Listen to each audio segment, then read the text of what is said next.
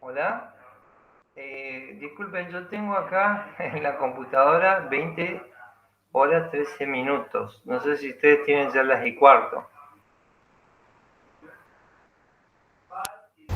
La misma hora. Ay, no lo escucho. Un momentito, disculpen.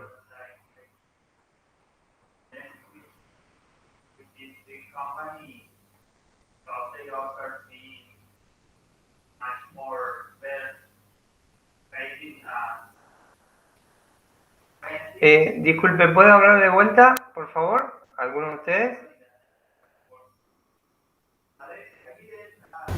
2014 tengo, ingeniero. No, lamentablemente no los estoy escuchando. Esperen un momentito, ya lo arreglo. No se desconecten, no se vayan a desconectar, por favor.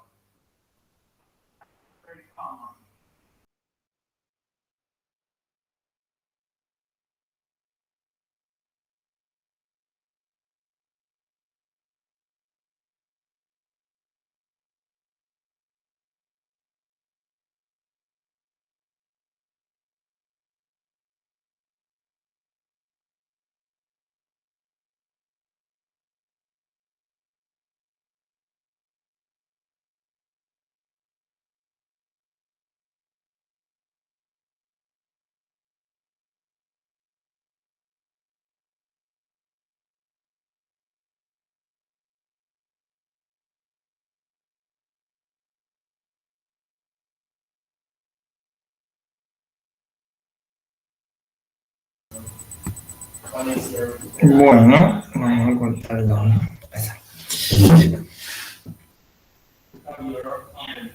Hola, ¿me pueden escuchar? Sí, lo escuchamos. A ver. Hola, ¿me pueden escuchar? Hablen, por favor. ¿Se la escucha? Sí, profe, lo escuchamos. Bueno, muchísimas gracias. Bueno, si ya estoy cansado de renegar. Estoy cansado de renegar con estas cosas. Bueno, gracias. ¿Ya estamos en horario? Sí. Bueno, ahí vamos.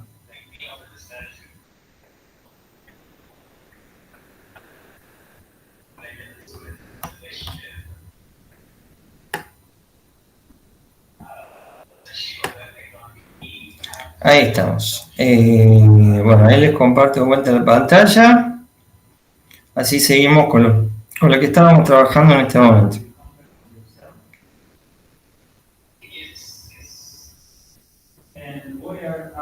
Bueno, vamos a compartir toda la pantallita. Tuve que cambiar de equipo. No sé qué es lo que está pasando con el equipo, pero hoy está rebeldón. Bueno, a ver. Se me cerró. Ahí está. Bueno, se ve que están rebeldes hoy los equipos informáticos. A ver. Ahí está. No, esto no. Abrir una ventanita nueva. Ahí está.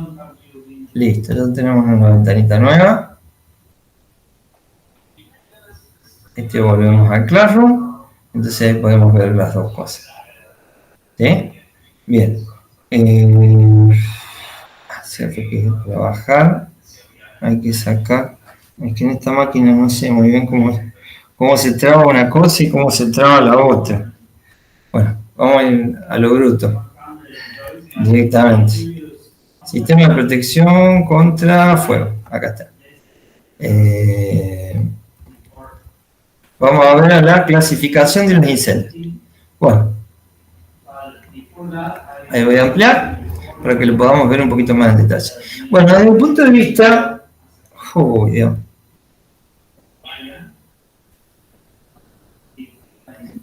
Se me corrió. Bueno, vamos un poco más adelante y ya llego. Bueno, desde el punto de vista de lo que es el incendio propiamente dicho, para poder combatirlo, se trabaja mucho con el tema de dónde se produjo, o sea, en qué materiales nosotros, o cómo es la forma en que se está produciendo el incendio, ¿sí? Entonces, un momentito. Entonces, bajo ese punto de vista, los incendios se pueden clasificar en varios grupos. Vamos a ver cuáles son los grupos. ¿Ustedes están viendo la pantalla que les estoy compartiendo en este momento? Sí, profe. Sí se ve. Bueno, acá lo tienen. Son básicamente 5 grupos. 5 grupos que ustedes tienen. El A, el B, el C, el D y el K. Vamos a ver qué es cada uno en particular. El fuego tipo A generalmente es identificado con un triangulito de color verde, las letras de color blanco. Es todo lo que me produce brasas. ¿Cuáles son los fuegos que me producen brasas? Los fuegos del papel, los fuegos de la madera, ¿sí? Madera, los plásticos, ¿sí? Todo material de tipo sólido, el campo, las ruedas, por ejemplo, las cubiertas, ¿sí? Las cubiertas, no las ruedas, las cubiertas, ¿sí? Entonces, todos esos materiales que me van a producir brasas son fuegos de tipo A. Y así es reconocido en todos los lugares del planeta. El fuego de tipo B es líquidos inflamables del petróleo y los derivados, inclusive las grasas, ¿sí? Entonces, ustedes tienen, por ejemplo, nafta, gasoil, queroseno, bueno, las grasas que se utilizan derivadas de todos estos productos, esos son llamados líquidos inflamables. El gas licuado de petróleo también, bueno. El fuego de tipo C no involucra el material, involucra ¿dónde? La causa fundamentalmente. Los fuegos de tipo eléctrico, entonces cuando se produzca un fuego en un motor, en un equipo electrónico, por ejemplo una computadora, en un televisor, un aire acondicionado, en fin, un transformador de potencia, por ejemplo, ¿sí? Todo eso son fuegos de tipo C. Los equipos de radio que yo puedo llegar a tener a corto y se me produce un incendio es un fuego de tipo C. El fuego de tipo D son los metales que son combustibles. ¿Qué metales tenemos combustibles? Muchísimos. Ustedes tienen la tabla periódica.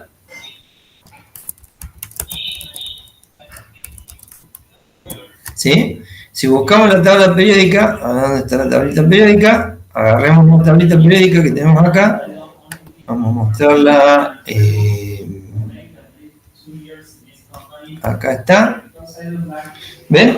Entonces, ustedes fíjense lo siguiente. El grupo número uno que nosotros tenemos allá, ¿qué tenemos arriba? El hidrógeno. Es un gas. Fundamentalmente es un gas. Pero después los otros que tenemos ahí, tenemos litio, sodio, potasio, rubidio, cesio y francio. Son sólidos. ¿Sí? Bueno, esos materiales están muy ligados a lo que es el hidrógeno en la forma en la cual uno los puede llegar a encontrar. Entonces uno dice, bueno, ¿dónde tengo litio? ¿A dónde tiene el litio, señores y señoras? ¿A dónde pueden llegar a tener litio en un avión? Litio, profe, en las baterías. Componente electrónico. Perfecto. También hay aleaciones de litio que se utilizan para la parte estructural. ¿Ok? ¿Dónde pueden llegar a tener, por ejemplo, potasio? El potasio lo pueden tener combinado en muchas cosas. ¿Sí? Y después tenemos, por ejemplo, también el magnesio. El magnesio que está ahí. Entonces hay toda una serie de materiales que son combustibles. ¿Sí? Los llamados metales combustibles. Estos metales, digamos, no pueden ser extinguidos de la manera usual, por eso se los ha clasificado aparte. El aluminio, el acero en forma polvorienta o en forma de, ¿cómo se dice?, de viruta, las esponjitas metálicas que, por ejemplo, se utilizan para limpiar los utensilios de cocina, también pueden llegar a tener su grado de combustión. Y por último tenemos los fuegos tipo K. que son, K viene de kitchen, o sea, de cocina, entonces todos los fuegos que son posibles que se produzcan en una cocina. ¿Por qué? Ahí vamos a tener grasas de tipo animal y vegetal. Grasas y aceites de origen animal y vegetal, ¿sí? Que son diferentes en el caso de los líquidos tipo B, ¿sí? Bueno, entonces, esto es muy importante porque ustedes recuerdan el triángulo de fuego, ¿no es cierto? Y el tetraedro de fuego. Si nosotros queremos controlar un incendio, tenemos que sacarle una o varias patitas a todo esto. Entonces, según esto, tipos de fuego van a ser los agentes de extinción que se pueden llegar a utilizar. Acá tienen algunos que no es una lista exhaustiva porque se puede llegar a ampliar. Pero en líneas generales ustedes van a tener, por ejemplo, el fuego de tipo A. El fuego de tipo A, los agentes extintores son básicamente 5. El agua. Uno ve un incendio y ¿qué es que instintivamente trata de hacer? ¿Qué tirarle? Agua. Bueno, el agua anda bien únicamente, fíjense, únicamente en los fuegos de tipo A. En todos los otros fuegos no lo van a tener. Lamentablemente, o sea, digamos, no todos los productos que nosotros tenemos en nuestra casa están identificados como tipo A, B, C, D o K. Ahí entra el entrenamiento, el criterio que tiene la persona en ese momento tan crítico, tan estresante, ¿sí? Bueno, por otro lado, ustedes tienen, por ejemplo, entonces el agua, que es el elemento básico, lo podemos usar en los de tipo A, pero en algunos casos se puede usar en otros tipos de fuego, pero son casos muy especiales. Bien, después tienen lo que se llaman las espumas. Estas espumas fueron desarrolladas fundamentalmente para aplicaciones tipo marina, donde había un derrame de combustible. Por ende, en ese derrame lo que se buscaba era, digamos, contenerlo, y por eso se desarrollaron estas espumas. Pero volvemos un poquito para atrás. Conociendo lo que es el triángulo o el tetraedro de fuego, ¿por qué el agua me va a extinguir un incendio de tipo A? Explíquenmelo, por favor.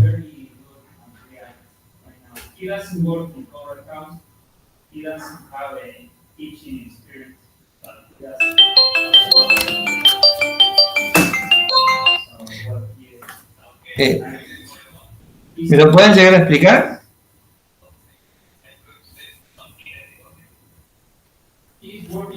Uy. Porque se baja la temperatura del foco caliente. Ajá, muy bien, muy bien. O sea, ¿cuál de las patitas de la silla estoy quitando? La del calor. La fuente de energía. ¿Ok? ¿Y por qué el agua? Porque el agua tiene un poder calorífico muy bajito.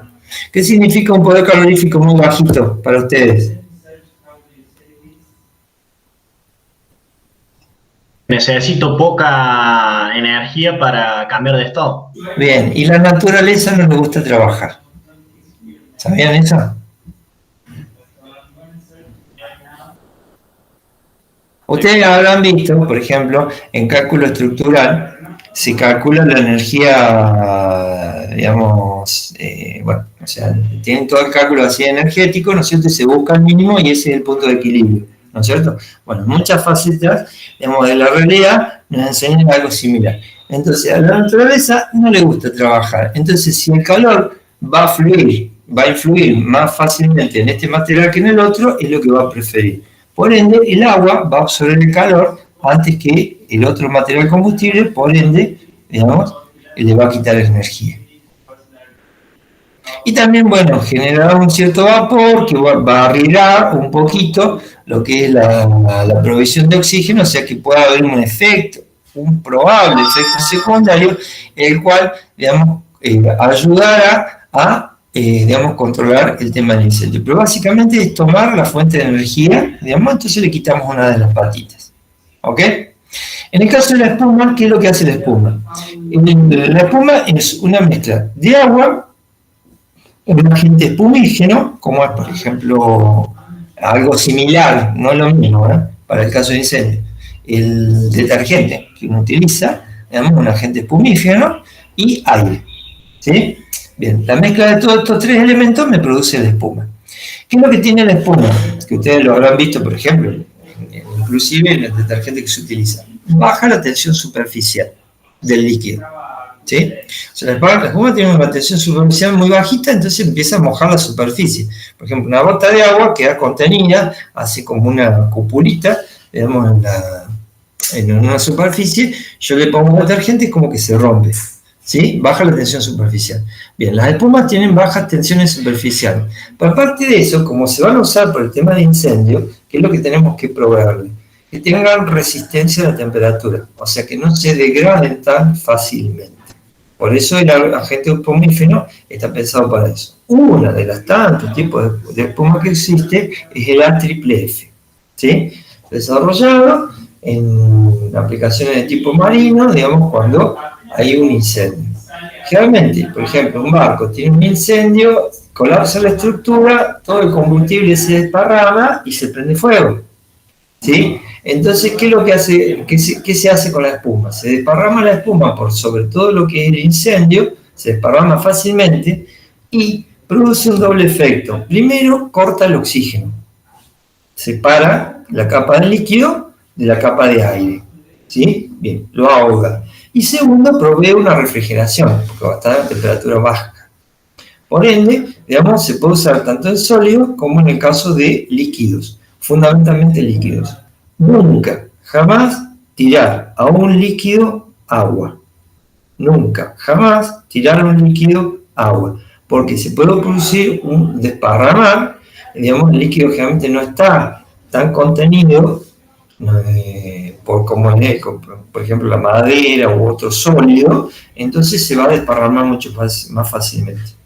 Obviamente no estamos hablando de la forma en que es esparcida el agua, ¿no? Eso es otra historia. Después tenemos como tercer elemento el dióxido de carbono. El dióxido de carbono es un resultado de por ejemplo, los procesos de combustión estequiométrica. En la respiración nosotros tenemos también, exhalamos dióxido de carbono, se está presente en muchas órdenes de la vida. Entonces, es una molécula que está saturada, no va a absorber más nada, o sea, una molécula prácticamente neutra, es un gas más pesado que el aire, o sea, que se va a alojar en la parte más baja, ¿sí? Siempre, y al alojarse en la parte más baja, lo que va a hacer es barrer todo lo que es el aire, y por ende el oxígeno, o sea, que es un asfixiante simple. Eso desde el punto de vista del riesgo de las personas. Para el tema del incendio, ¿qué es lo que va a hacer? Y bueno, por ejemplo, yo tengo una batea o un depósito que se está incendiando, como el que estaba mostrando recién, entonces lo inundo de dióxido de carbono en la superficie. Me va a barrer todo el oxígeno, va a quedar contenido en esa batea o ese piletón o lo que sea, entonces de esta manera me asfixia.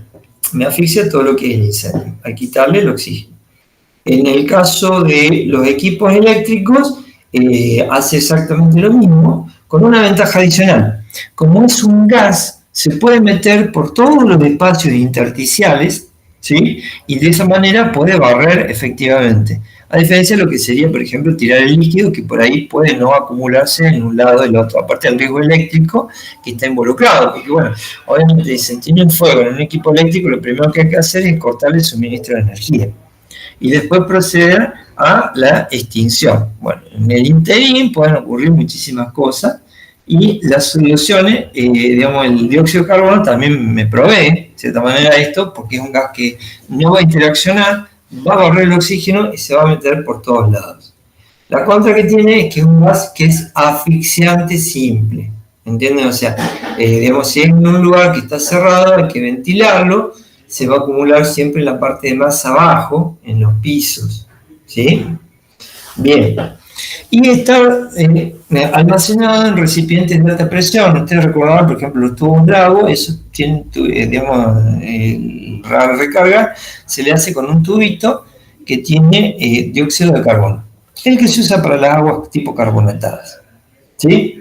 También conocido como hielo seco cuando está en estado sólido, o sea, está a 60 grados bajo cero aproximadamente. El recipiente que lo contiene es, como les dije, un tubito de presión, entonces uno abre la válvula y tiene una tobera de salida. Esa toalla sabida me garantiza que al expandirse el gas, que está a alta presión, va a bajar la temperatura, ¿no es cierto? Y podría llegar a formar hielo dependiendo de la atmósfera que lo rodea. Un día de hoy, por ejemplo, mucha humedad, en este momento como lo estamos sintiendo, ¿no es cierto? Se tira un chorro de dióxido de carbono a alta presión, digamos, a la atmósfera y uno ve toda una neblina. Esa neblina no es el dióxido, es digamos, el enfriamiento local que se está produciendo del vapor de agua, que está suspendido, ¿sí? Y yo tengo que evitar que se me tapone la salida, digamos, por la formación de hielo, porque también está a baja temperatura. Por ende, mucho cuidado con la manipulación de este tipo de matafuegos, porque no se pueden proyectar sobre las personas, porque estamos hablando de criogenia. El más común de todo es un cuarto, que es el polvo químico tipo ABC. ¿Por qué es ABC? Porque va a ser para fuego A, para fuego B y para fuego C. Es un polvillo que se va a esparcir, es un recipiente también de presión, pero de muy baja presión, por eso ustedes lo van a ver que son tubos soldados. En cambio, los de dióxido de carbono son tubos repujados, no tienen costura, por eso tienen más altas presiones. Y bueno, el triclase, que es el ABC, el tema es que ustedes ahí van a tener un polvo que se va a adherir a la superficie y lo va a aislar del oxígeno. Ese polvo no es muy bueno para aspirar y tampoco es muy bueno para las superficies. Puede producir, digamos, corrosión, por ende, tiene su grado de destrucción. Y bueno, entonces ustedes tienen, por ejemplo, un equipo electrónico. Lo ideal en el equipo electrónico es que utilicen el de dióxido de carbono, ¿sí? Para el polvo químico se puede llegar a meter artificialmente, pero es mucho mejor el dióxido de carbono en ese caso particular. Para el caso de, también tienen polvo químico para los llamados BC, ¿sí? Que no sería apto para los fuegos tipo A. Y para los fuegos de tipo D, que son los materiales o los metales combustibles, que está ahí abajo explicadito, que dice, bueno, los metales de tipo alcalino, los que tenemos nosotros ahí arriba, digamos, no tienen que tirarle jamás agua. El tirarle agua a un metal alcalino provoca una reacción exotérmica muy, pero muy vigorosa por la liberación de hidrógeno, ¿sí? Y que se inflama instantáneamente, entonces se producen explosiones. Entonces es muy, muy, muy, muy peligroso. Entonces, por ejemplo, el sodio puro, ahí está explicado, ¿sí? Va a liberar el hidrógeno. Y ustedes tiran una cucharadita, digamos, a ver si podemos ver algo.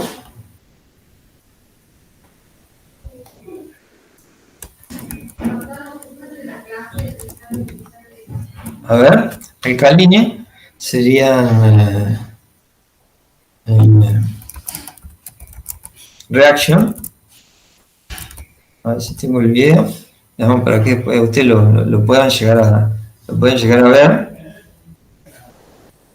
Bueno, acá está, es un video bastante interesante, donde, bueno, hacen diversos tipos de efectos con los metales de tipo alcalino en presencia con el agua. Esto es para que ustedes tengan en cuenta los efectos que se pueden producir, que son realmente... Vamos a quitarle el audio. Ven, por ejemplo, el litio. El litio, ¿ven? Una pastillita de litio tirada en agua. Fíjense el efecto que se produce, ¿ven? Todo el hidrógeno, ¿vemos? Y se prende fuego. El sodio es un poquito más violento. Bastante más violento. No el cloruro de sodio, el sodio, propiamente dicho. Y bueno, hay gente que va un poquito más allá y tira una cierta masa de sodio en una cantidad de agua. Por favor, no lo hagan. Todas estas cosas son experiencias que son peligrosas. ¿Sí? Ahí lo pueden llegar a ver. Digamos, los fenómenos que se producen con una gotita de agua. Bueno, ahí tiran en una masa grande de agua. Esto no lo tienen que hacer. No se debe hacer.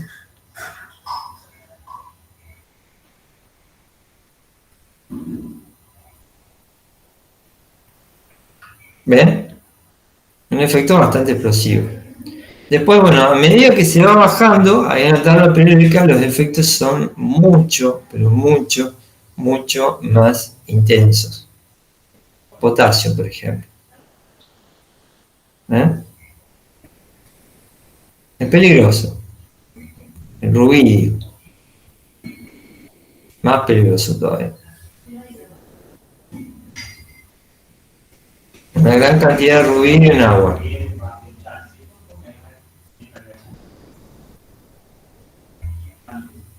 El cesio.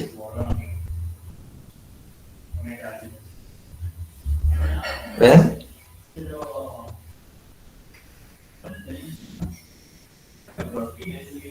Bueno, no quedó bañera.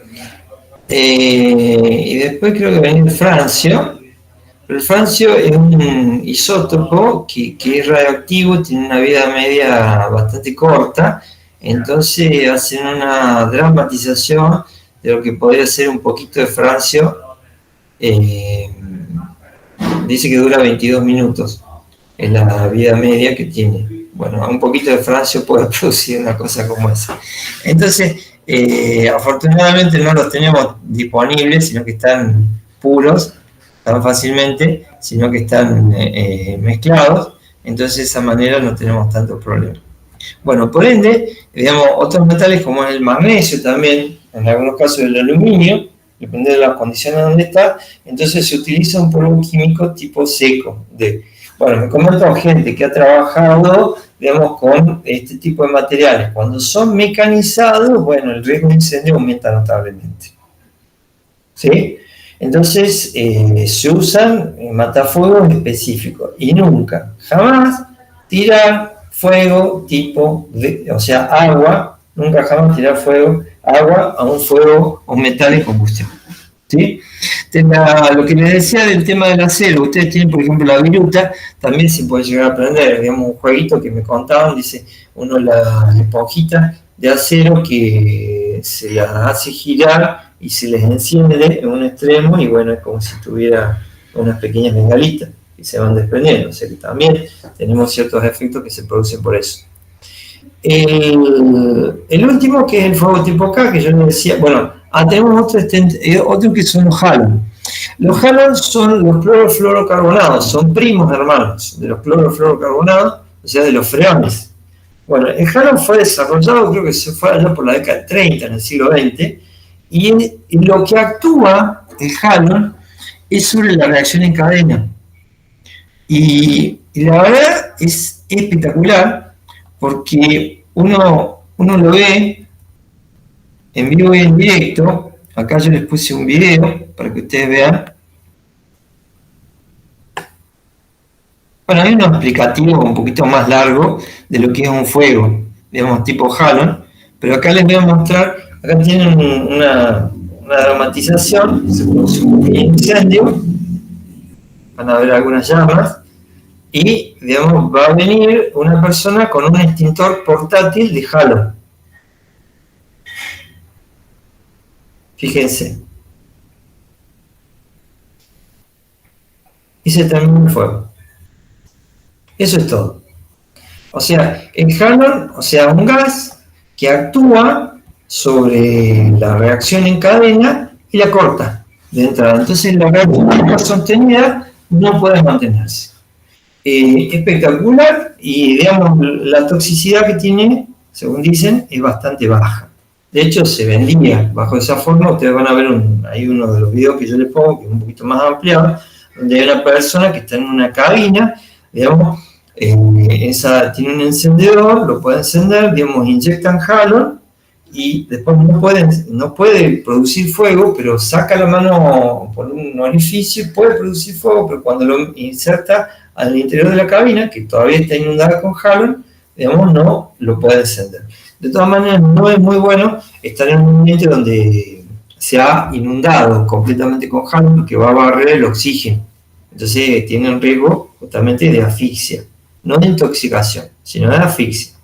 Bueno, el halon, ya lo vamos a ver, es utilizado mucho en el tema aeronáutico, pero al ser primo hermano de los clorofluorocarbonados, es una sustancia restringida en su uso debido al daño que produce a la capa de ozono. ¿Sí? Ahora, el costo que tiene el halon, digamos, no lo hace un sistema de extinción realmente muy masivo, porque es bastante caro, ¿no es cierto? Y por ende, digamos, no se está tirando tanto. Bueno, por último nos queda, hay una cosita que tienen que tener en cuenta. Nunca, jamás el halon se usa en fuegos de tipo D y en fuegos de tipo K.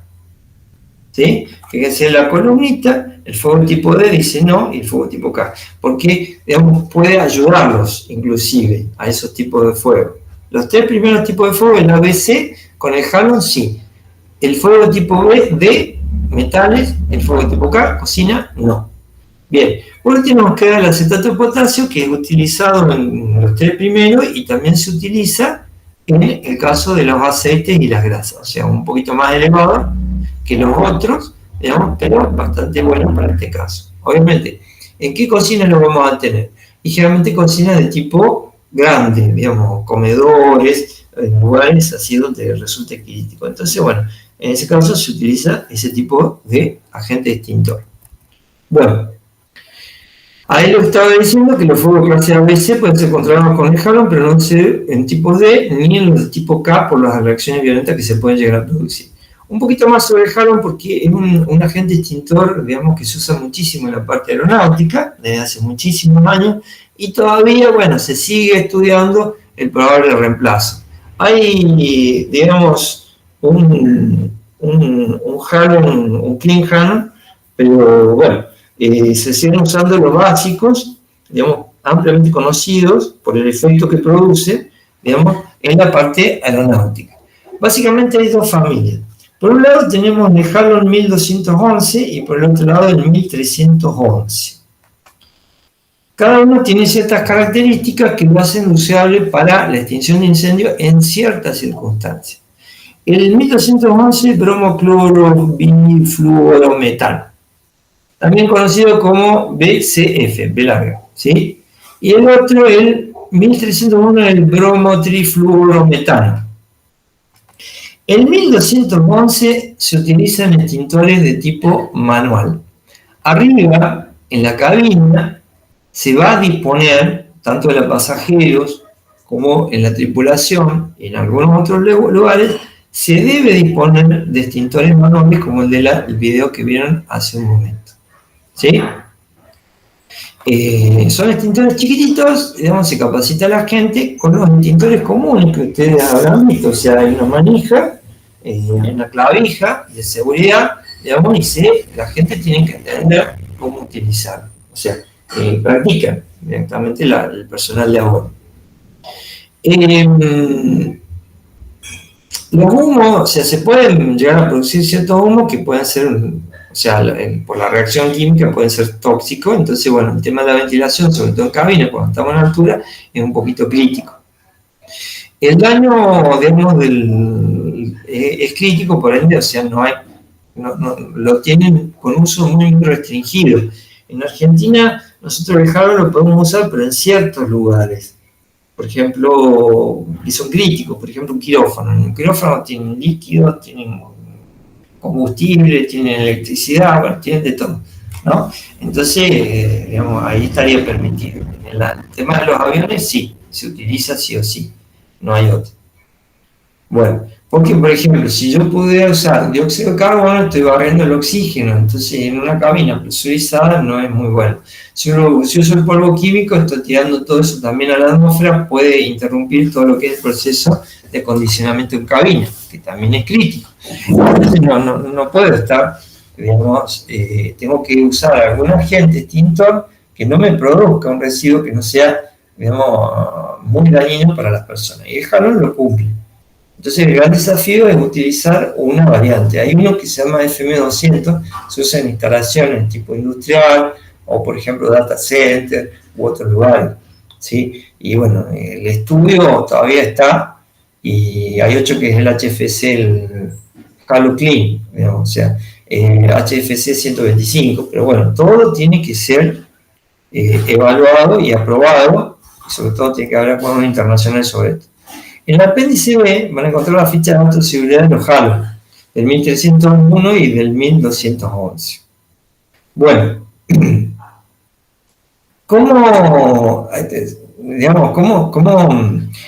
1301 lo vamos a utilizar fundamentalmente para incendios que se produzcan en los motores, en la APU, por ejemplo, en la parte de compartimento de carga, y son sistemas de inundación. Ahora lo vamos a ver un poquito más en detalle, donde se inunda completamente con ese gas y bueno, para toda la reacción, digamos, que tengamos de fuego. Entonces, en ese sentido es excelente. El tema es por qué el 1301 en instalación fija y el 1211 en el manual. Y bueno, porque el 1301 generalmente tiene un tipo vapor que es muy difícil por ahí, un poquito difícil de dirigir, y por eso se prefiere el 1211. Bueno, sigamos un poquito más adelante. ¿Cómo es el sistema de protección de incendio que yo voy a tener en una aeronave? Bueno, primero y principal, digamos, es fundamental detectar el incendio. Saber que hay un incendio, digamos, con precisión, dónde está ocurriendo, y bueno, en base a eso se toman todas las medidas. Yo tengo generalmente sistemas de detección de sobrecalentamiento, o por ejemplo de fuego o llama, y los sistemas de detección de humo, o sea, los productos que me produce un incendio. Y después viene el sistema de extinción, que yo puedo actuar sobre ese incendio para poder controlarlo. Los sistemas de extinción tenemos los fijos, como yo les nombraba. Por ejemplo, tengo fuego en un motor. No va a salir alguien a extinguir el fuego en el motor. O sea, entonces hay todo un sistema instalado que va a permitir extinguirlo. Por el otro lado, veamos, tengo en lo que es cabina, o sea, donde me puedo llegar a mover, ahí sí voy a disponer de equipos portátiles, pequeños como el que ustedes estuvieron viendo. Entonces, ahí nosotros, por ejemplo, en una aeronave, nosotros vamos a determinar lo que se llaman zonas de incendio. Porque, bueno, como yo les estaba diciendo, ¿cómo controlamos un fuego? En una sillita de 3 o 4 patas cuando está plenamente desarrollado, entonces le quitamos una o varias de las patitas y el proceso no se puede seguir. Una de las patas que uno puede llegar a tener, por ejemplo, es quitarle el combustible. Y eso lo podemos hacer, en caso de un motor, digamos, cortamos el suministro de combustible, de fluidos. ¿Sí? Es lo básico, lo primero que se hace. Digamos, ustedes tienen, por ejemplo, una pérdida de gas, se prendió la pérdida de gas, se encendió, entonces cortando el suministro de gas, bueno, listo.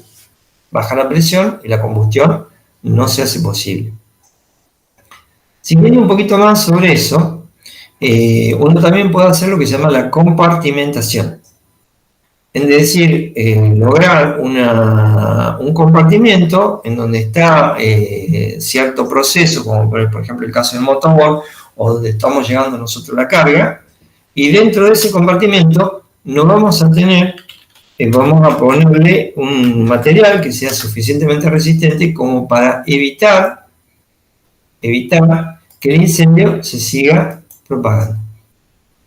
¿Sí? Bien, entonces la compartimentación, digamos, a mí me gusta recordarlo como el caso del Titanic. ¿Se acuerdan del Titanic? También tenía compartimentos, entonces se rompió una parte, digamos, se podía inundar esa parte, pero el barco seguía soportando. ¿Sí? Bueno, esa situación, digamos, también se puede llegar a dar, pero en el caso de la aeronáutica, el enemigo es el peso. Entonces, bueno, los materiales también tienen que tener su estudio con respecto a estas cosas. Entonces, bueno, toda la ingeniería que nosotros tenemos que hacer ahí es bastante extrema. No obstante, se puede, todo es factible respecto a eso. Bien, ¿cuál es la parte de los requisitos técnicos que son aplicables en este caso? Bueno, vamos a tener las dos partes que son el CFR 23, el CFR 25, digamos, el más complejo obviamente va a ser el 25. Fíjense ustedes, por ejemplo, acá el 23, Fire Protection en o sea, en zonas designadas al fuego y áreas adyacentes. En el caso del 25 es mucho más detallado, tenemos steam stories, compartimentos interiores, protección en lavatorios, después el tema de los lugares de carga, después tenemos materiales de aislación térmica y acústica, en fin, de todo un poquito.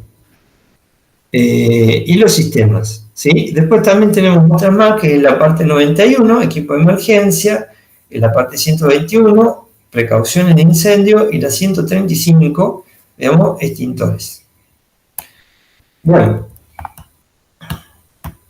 a ver, esto, a ver si se abre, ahí se abre, veamos. Esto es algo desde el punto de vista del 25, acuérdense que es la CFR respecto a lo que es el tema del transporte. Acá, por ejemplo, el 25, 851, me está especificando según la cantidad de pasajeros para la cual fue certificada la aeronave, es la cantidad de extintores que yo voy a tener que disponer en cabina. ¿Sí? Entonces, uno dice, bueno, ¿qué capacidad tiene esta aeronave? 200 personas. O sea, está certificada para 200 personas. Bueno, en cabina de pasajeros, 3 extintores. Si llega a tener 201 o 202, la certificación ya pasa a 4 extintores. Ahora uno dice, bueno, la aeronave tiene capacidad certificada de 200, pero estoy llevando 50 o 150 personas. ¿Cuántos extintores coloco? Y la respuesta es 3. no. Si tenés 150, pero está certificado por 100, sí, tenés que colocar 3. Pero suponte que te voy a 50 personas. Debería ser la misma porque... Exactamente, porque es la cantidad que está certificada, independientemente de la cantidad de personas que esté cargado. Porque si no, imagínate, tenés un vuelo que tiene varias escalas y va variando la cantidad de gente, no va a variar la cantidad de extintores. Entonces lo que se utiliza es justamente eso. Se coloca la cantidad, digamos, que me especifica, en este caso la CFR. Pero, otra cosita, ¿qué es el punto 2 que está acá?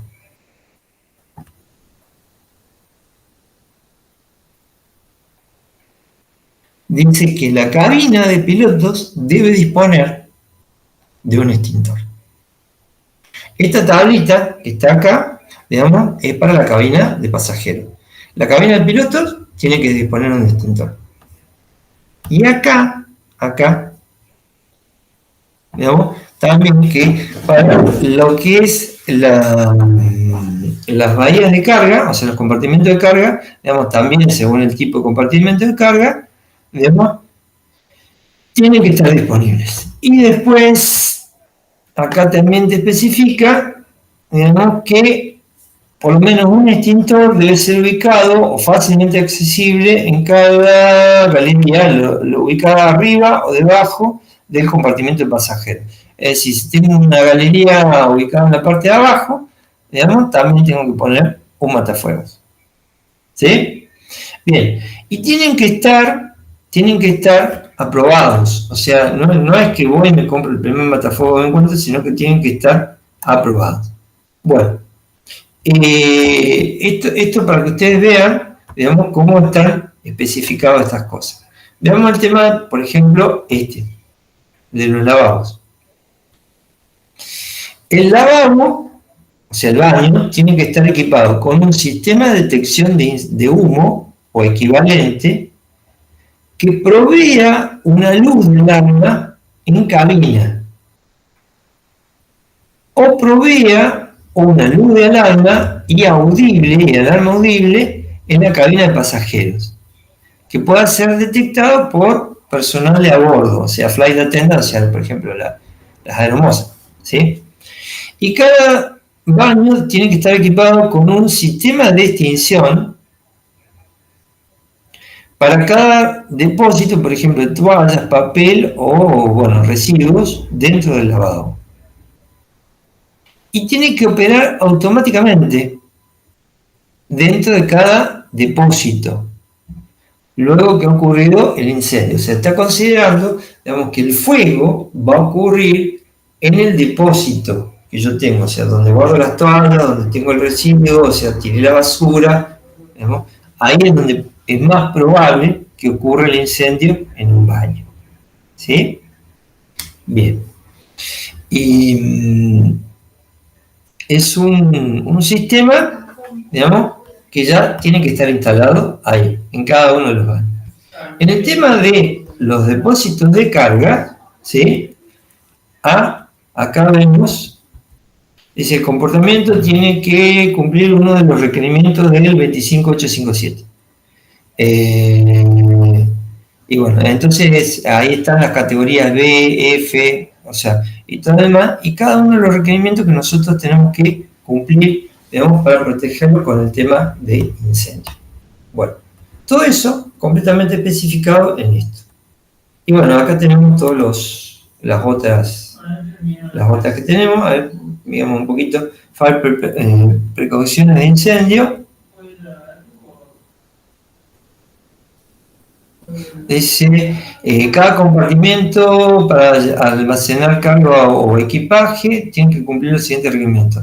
No debe incluir controles, cables, líneas, equipos, accesorios que por daño o falla afecten la operación segura de la aeronave, salvo que ese ítem esté adecuadamente sería escudado, o sea, protegido, aislado, otro tipo de protección que no sea dañado por el movimiento de la carga en el compartimento y el daño de la falla del ítem pudiera crear un riesgo de incendio en el compartimento. ¿Sí? Esto viene de la experiencia de que, bueno, o sea, yo cargo cosas, digamos, y al moverlas puedo comprometer, por ejemplo, los cables de control o lo que sea, u otra cosa, y aparte de eso, también podemos llegar a tener, por ejemplo, problemas de que si se produjo el incendio, entonces, bueno, como pasaba en el caso de esa aeronave, que me dañaba los controles del motor, y después los controles de los empenajes. El tema de los materiales tiene que ser resistente a la llama, pero bueno, eso depende del tipo de fuego y la intensidad que se puede llegar a producir, digamos, porque si no, se complica bastante. Bueno, ahí tienen las distintas clases, ¿ven? Clase A, clase B, clase C, D y E, ¿sí? Estas son distintos tipos de clases que tienen que cumplir, digamos, en las aeronaves. Bueno, todo esto tiene que ser demostrable, ¿sí? Para que la aeronave, obviamente, llegue a ser certificada. Bueno, ahora vamos a los sistemas. El sistema de sobrecalentamiento y de fuego. ¿Sí? El objetivo es monitorear la temperatura y alertar a la tripulación de que algo está pasando. ¿Sí? Algo está pasando. Bueno, una de las observaciones, forma más fácil de encontrar que hay algún problema es la observación directa, lo cual en algunos casos no es factible, porque desde la cabina la tripulación por ahí no tiene visual, entonces no puede ver lo que está ocurriendo. Ocurre en montones de casos.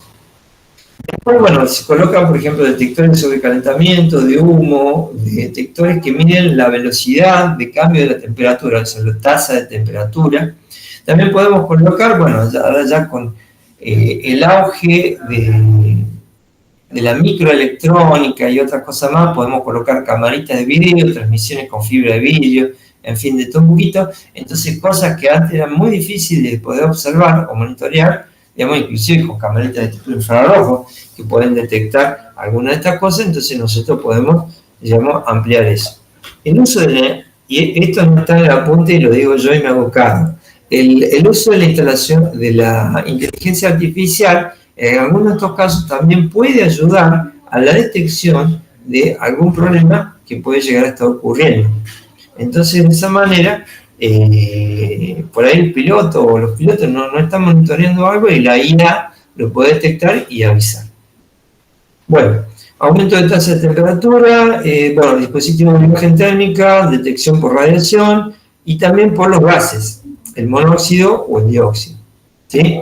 El monóxido es más difícil de detectar que el dióxido. El dióxido es un detector bastante simple. Bueno, se colocan en zonas todos estos detectores, se van monitoreando, digamos, de forma continua y, digamos, cuando sale un problema, salta la alarma y se avisa. Bueno, ahí están los equipos de detección de incendio para el comportamiento según la clasificación, los temas de baño, otras áreas, digamos, y también, bueno, por ejemplo, varios tipos.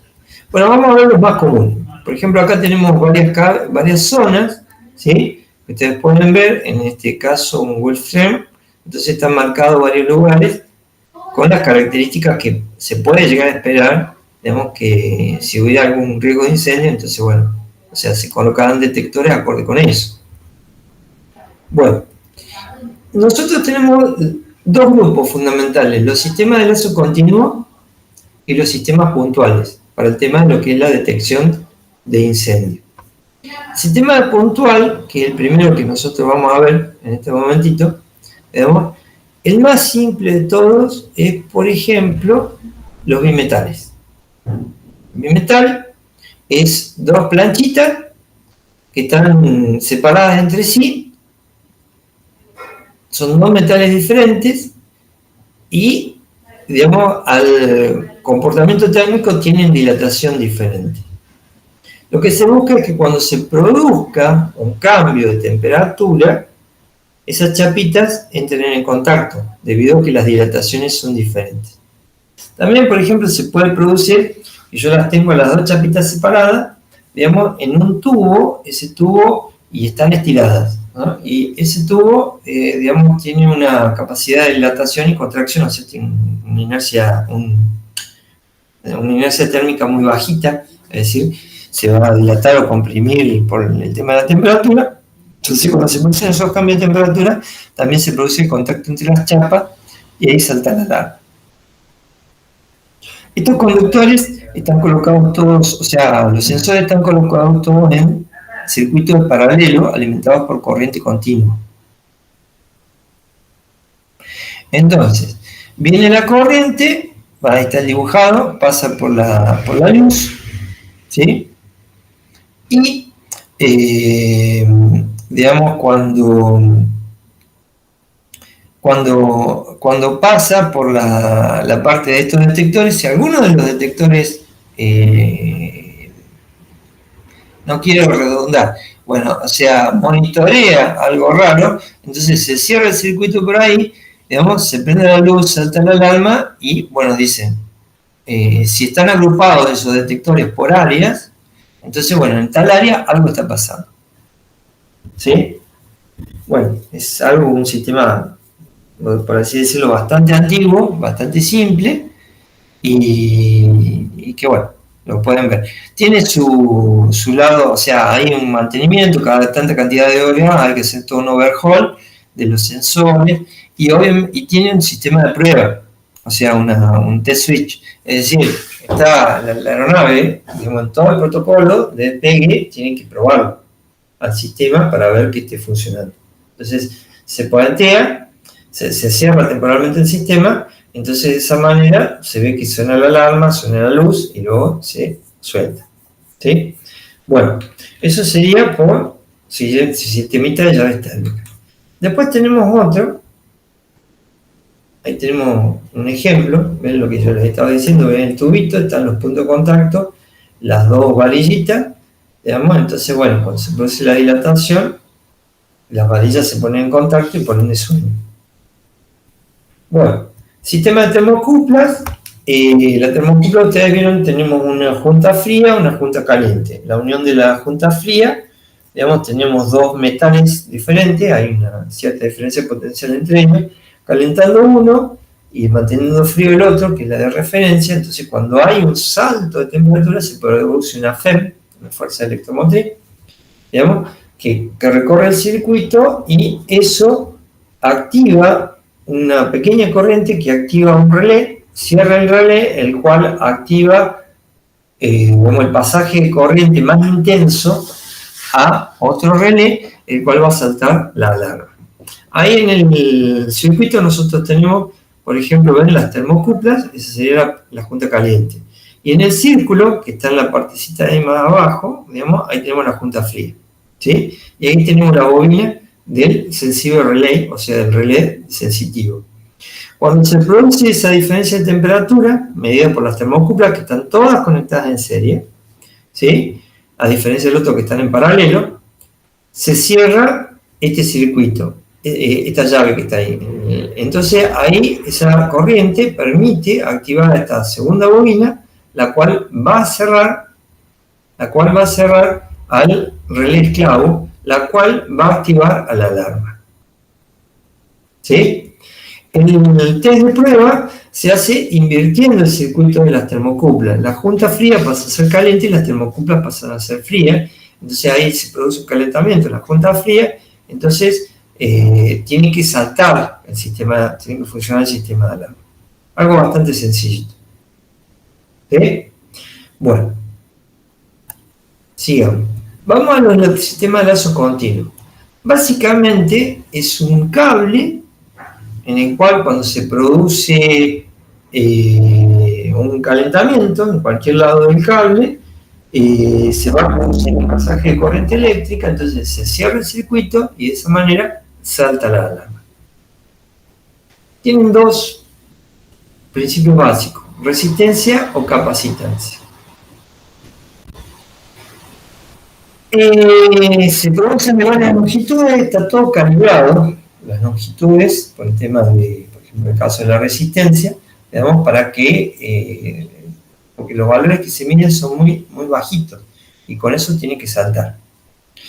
Se trabaja con una protección de acero, en donde el elemento sensible va recubierto por este tubo que es de Incone, que es una aleación de acero de muy alta resistencia a la temperatura, y se colocan los dos elementos conductores o sensibles en el interior de este tubito.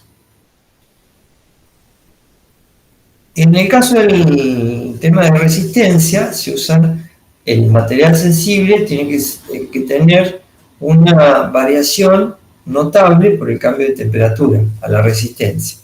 Entonces, cuando aumenta la temperatura, disminuye la resistencia, ¿sí? O en el otro caso, digamos, puede aumentar la capacitancia. Entonces, cuando el sistema monitorea este cambio, salta la alarma y opera, o sea, salta el circuito de alarma y se opera el sistema de alarma para que avise, digamos, a cabina de pilotos. Algunos se pueden poner varios tipos de elementos con bucle, se puede hacer todo un sistema promediado y de esa manera se saca. El tema es que por ejemplo, en un motor, los motores de chorro que tenemos en la aeronave, depende de la zona donde uno quiere monitorear, son los rangos de temperaturas que uno tiene también que operar. Esto vale también para las otras alarmas que yo les estaba nombrando. Se pueden tener, o sea, usualmente se puede tener un elemento o varios elementos, o dos elementos contenidos dentro de la parte que están ahí. También hay detectores de bucle continuo eléctricos discretos, y que son elementos que son esencialmente independientes de la longitud del elemento calentado. Bueno, hay diversas variantes. Y también lo último que tenemos son los detectores neumáticos de bucle continuo, en los cuales, o sea, se produce también un conducto, digamos, que va rodeando la zona, y lo que se mide es la variación de la presión del gas debido al cambio de temperatura. Usualmente se puede usar hidrógeno, que es un tubito de titanio, en donde se contiene este gas, se lo rodea de helio, que es neutro, y un tubo exterior metálico. Al aumentar la temperatura, cambia la presión del helio, que cierra un interruptor de presión, y de esa manera se activa la alarma. Cuando baja cuando baja la temperatura, vuelve al rango de presión anterior, o un poquito más bajo, y se cancela la alarma. Si hay un lugar puntual en donde se produce la alta temperatura, el hidrógeno lo va a detectar. Por eso los dos tipos de gases. La pérdida de presión también es detectada y avisa si el sistema está operativo o no.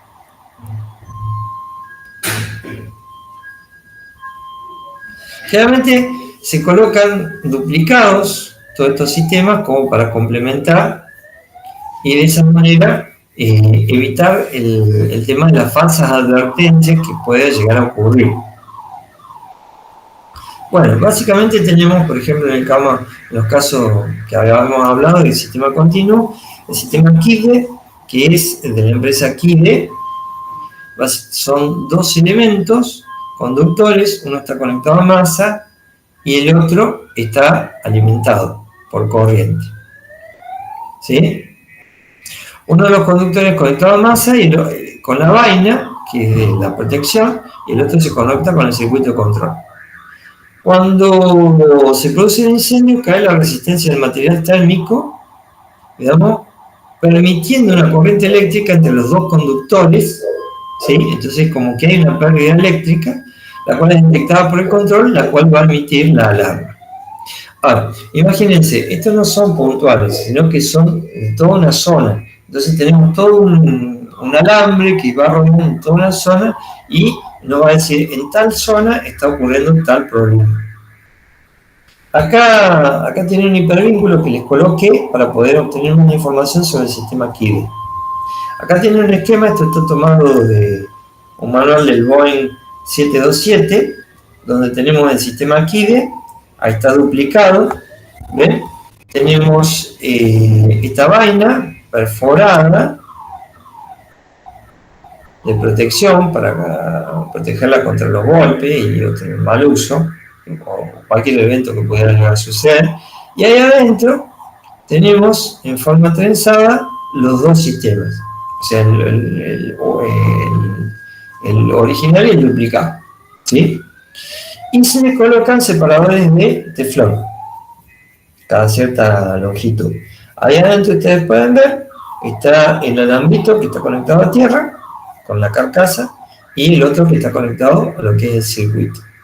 Y acá, por ejemplo, en el 727 tenemos 3 motores, todos ubicados en la cola, y ahí estarían los circuitos que rodean esto. Por supuesto, también tienen que tener en cuenta que a lo largo de todo el motor, a chorro, digamos, hay variaciones de temperatura, porque bueno, una cosa es la temperatura del compresor, otra es la parte de la cámara de combustión, otra es la parte de lo que es la salida de la turbina, por ende, o sea, también los circuitos están separados por ese lado, digamos, para decir en qué parte se está produciendo el incendio.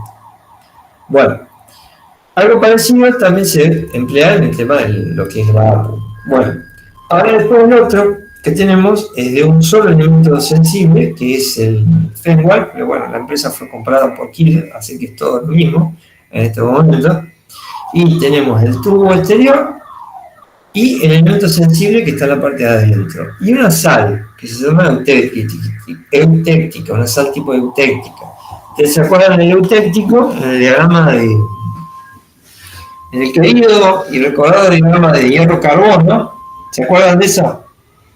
Bueno, entonces teníamos el punto eutéctico, ¿no es cierto?, donde se producía un cambio de fase, digamos, característico. Bueno, cuando se produce un cierto salto de temperatura, digamos, la sal eutéctica cambia la calidad de aislante, comportamiento aislante, pasa a ser conductor. Entonces los dos elementos, la parte externa, el tubo de Inconel y el elemento que está en el centro, digamos, se conectan y por ende salta la alarma. Este sería el Fenwal. Por supuesto, todo esto tiene su grado de rigidez, que tiene que ser montado adecuadamente por gente y calibrado, ¿sí? Bueno, acá está la definición de lo que es la sala eutéctica, ¿sí?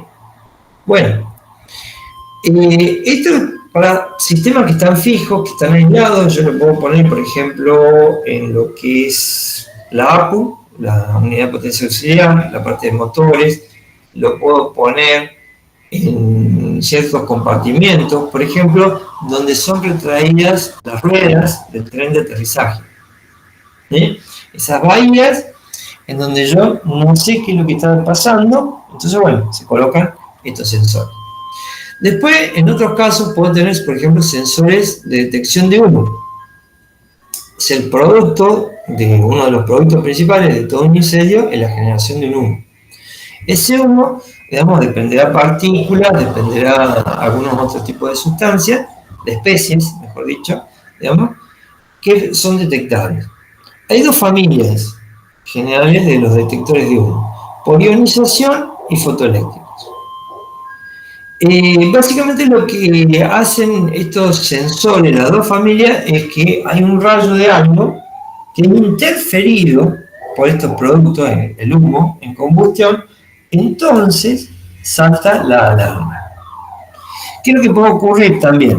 Uno tiene todo el sistema de sensor, digamos, por detección de humo, se está limpiando el lugar, digamos, se barre, así, digamos, obviamente va a haber polvillo en suspensión y puede saltar la alarma también. Unos tipos de falsas alarmas. Muy común en las instalaciones que ocurren también en tierra. Y otra cosita, estos sensores hay que limpiarlos, mantenerlos, y no se limpia con un plumero, tiene toda una limpieza especial para que garantizar su vida útil y buen servicio. Bueno, básicamente, como yo les decía, en la dispersión de gas, digamos, que es emitido de un lado y que el detector no le llega tanto como antes. Bueno, obviamente también tienen que estar ubicados en un cierto lugar en donde sea más probable que puedan llegar a capturar los productos de la combustión, en este caso los humos, ¿sí? Entonces, por ejemplo, poner en el suelo un detector de humo no sirve, tiene que estar colocado en las partes superiores. Pero no en cualquier parte superior, sino donde es más probable que se acumule el humo, entonces de esa manera la detección sea más temprana. Hay reglas, la NFPA, como yo les decía hace un ratito, la NFPA especifica reglas básicas sobre colocación. De hecho, tienen, creo que era el NFPA 72, bueno, pero eso es para el tema de los domiciliarios, ¿sí? Entonces no son los comunes. Bueno, acá me parece que me mandé una macana. Bueno, perdón. ¿Me siguen escuchando? Bien.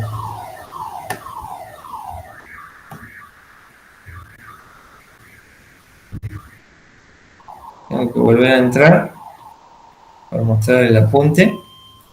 Así seguimos.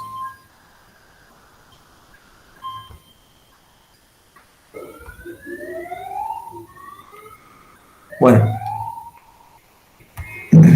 disculpen, ¿ustedes me están escuchando correctamente? ¿Todo lo que digo?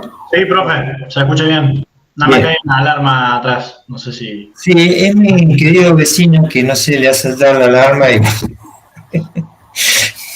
no es una alarma de incendio, ¿sí? Bien, bien. Si ustedes me permiten, digamos, voy a silenciar un momentito y voy a avisarle, digamos, porque se ve que con la tormenta ha saltado la alarma. Un momento, por favor, disculpen.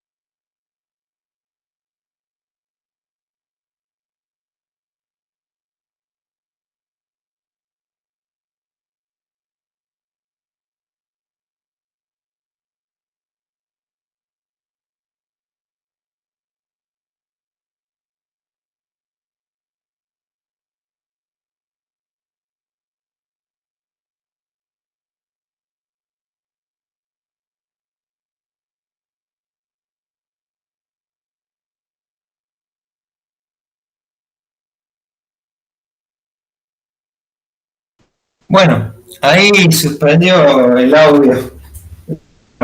¿Sí? Bueno, en el caso de las aeronaves, las plantas son bastante más intensas, digamos, y aparte no son solo auditivas, sino también visuales. ¿Sí? Entonces, de esa manera, uno puede, o sea, la tripulación se da cuenta dónde tienen el problema, en este caso particular. Bueno, a ver. Bueno, seguimos con esto. A ver un momentito. Ahí está. Bueno, disculpen. Las irregularidades, hay muchas hoy. Parece que se largó la tormenta. Sí, profe, llegó el viento. Bueno, por lo menos yo estoy en la zona sur y realmente está bastante intenso. Bueno, seguimos con el tema este de la detección. Entonces, los detectores de humo, digamos, dos grupos, fotoeléctrico y por ionización. ¿Sí? Bueno, acá tienen unos dibujos que explican cómo, a ver, se amplía un poquito más para que lo puedan ver más en detalle. Uy, no, se me fue, disculpen. Ahí está. Bueno, el detector iónico que nosotros tenemos ahí, que está ubicado en la parte izquierda, lo que nosotros tenemos, bueno, se usan radioisótopos, muy bajita es la tasa de radiación, ¿sí? Entonces, ese radioisótopo lo que va a hacer es, va a pasar a través de esta plaqueta que nosotros tenemos. En esa dos plaquitas, una plaquita positiva y una negativa. Cuando está correctamente calibrado, digamos, o sea, se mide todo ese pasaje de partículas. Cuando ingresa el humo al detector, se interrumpe parte de ese pasaje, entonces eso es detectado y es avisado. Ese es el detector iónico. El fotoeléctrico utiliza justamente lo que es el efecto fotoeléctrico, donde nosotros tenemos una fuente de luz puntual que apunta hacia el otro lado. 90 grados de eso tenemos una celda fotoeléctrica. Cuando el humo irrumpe en el interior del detector, se va a producir una reflexión de parte de la luz que va a incidir sobre la fotocélula, lo cual va a hacer accionar la alarma. ¿Sí? Bueno, eso serían las grandes familias. Después tenemos otros, digamos, como estábamos hablando, detectores de llama, también detectores de monóxido, de dióxido, según las especies. Pero bueno, en ese caso hay que ver los productos de combustión que se van a salir de ese efecto. ¿Sí? Hay muchas características. Según los tipos de materiales que están presentes, es lo que tenemos. Bueno, los métodos de extinción de incendio que yo les nombré es básicamente quitarle una de las patitas a la anchilla. Entonces, de esa manera se cae el riesgo de incendio y por ende nosotros lo podemos llegar a controlar y evitar que se vaya extinguiendo. ¿Sí? Bueno. Entonces, tenemos varios tipos de sistemas de extinción, porque, por ejemplo, eliminación de combustible, la sofocación, que cuando le quitamos el comburente, o sea, lo que le provee el oxígeno, la disipación de la energía, es decir, por ejemplo, cuando se tira el chorro de agua en los fuegos tipo A, digamos, cuando le estamos tomando parte de la energía, digamos, y luego, por ejemplo, la inhibición digamos, de la reacción en cadena. ¿Sí? Bueno, como les decía hace un ratito, tenemos los extintores portátiles y los extintores fijos. ¿Sí? Los extintores fijos, los sistemas fijos, digamos, que ubicados para motores, APU, tren principal, compartimento de carga con sistema de detección y también los que tenemos en el toilet, o sea, en el baño. Algunos detalles de esto, si yo abro acá, a ver, se abre un hipervínculo. Veremos que se abra. ¿Sí? Bueno, ahí está mi vecinito de vuelta. Disculpe. Vamos a ver si podemos hacer un poco de ruido. Bueno, disculpen las irregularidades, por favor.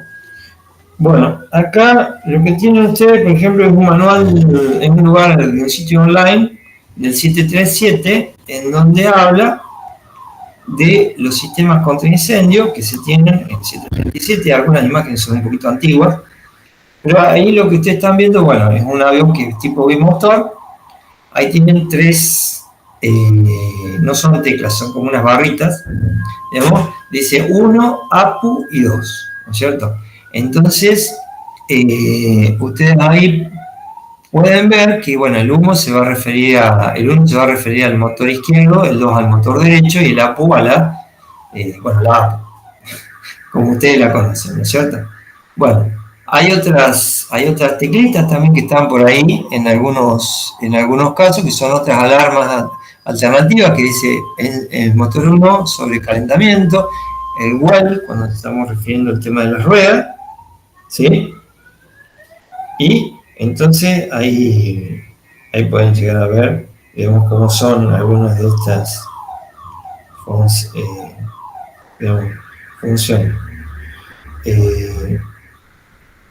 A ver, un momentito.